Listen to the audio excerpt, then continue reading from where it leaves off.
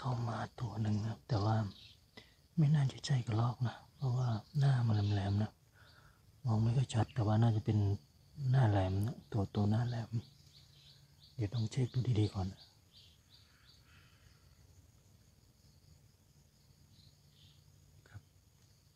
เช็คดูแล้วนะจริงๆน่าจะเป็นตัวหน้าแหลมนะครับตัวนี้ก็ปล่อยมันไปนะ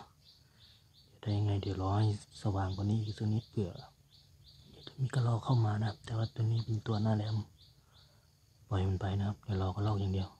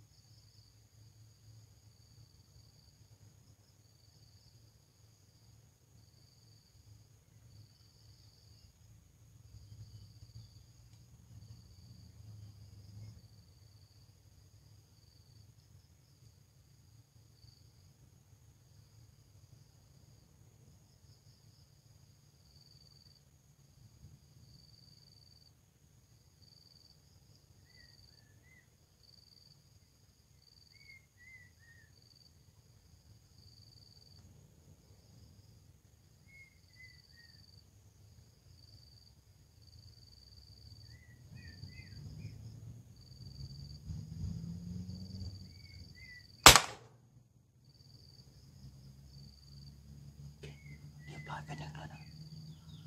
โอ้โหนึกว่าจะไม่ได้ยิงนะวนไปวนมาอยู่แต่ว่าก็ถือว่าโอเคนะครับเข้าหนึ่งตัวแล้วนะเดี๋ยวผมจะใส่กระสุนก่อนแล้วก็ลองซุ่มดูว่าจะมีเข้าไหมสักตัวไหมนะครับเนี่ยรอดูก่อนครับจากผลสรุปนะครับก็คือก็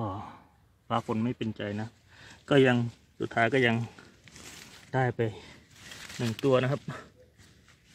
ลงมาหนึ่งตัวตกน้ำด้วยก็หมายนี้นะครับที่อยากให้ดูหมายที่ทำไว้นะคือฟ้าฝนไม่ค่อยเต็มใจดูครับ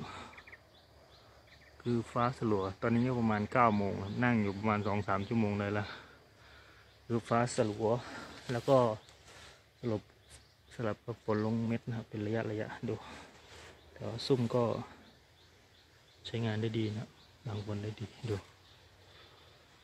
มันเป็นการน่าสนใจโอเคถือว่าปิดคลิปก่อนนะครับเพราะว่าตอนนี้ฝนก็เริ่มลงเม็ดอีกแล้วเนี่ยถ้ามีโอกาสก็มาจัดใหม่นะโอเคครับโอ้โหเสียงฝนลงเม็ดอีกแล้ว